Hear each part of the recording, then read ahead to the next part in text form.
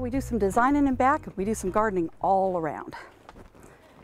My personal garden is a bit of, well, let's see. I want to be able to eat from here.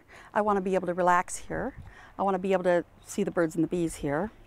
I do a little experimenting. Sometimes you want to try it here before you let it loose on a client.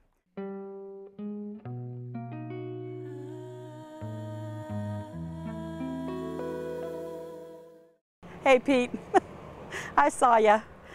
We've got, I don't know, one of the things that happens to gardeners is you kind of run out of room before you run out of ideas. So the latest for me is, can we get it in a little denser? And if I'm giving it water, could it maybe, like, you know, pay me back for the water and maybe feed the family?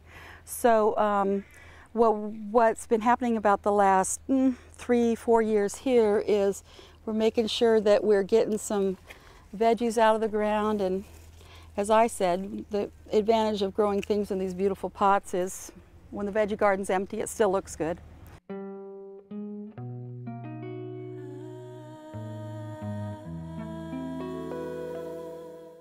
So there's the public face of the garden, and the vegetables are out there, not just because it's public and I think it's fun to share, but there's good light out there, and if you want to get to know your neighbors, putting strawberries out on the street is a good way to make friends. Inside here's a little more private, and it absolutely, this collects some of the kids. I've still got a 20-year-old at home going to college, and you can look out here some nights and find half a dozen guys playing guitars and maybe playing a little bit of cards. This is a fountain. It gives us a little bit of noise.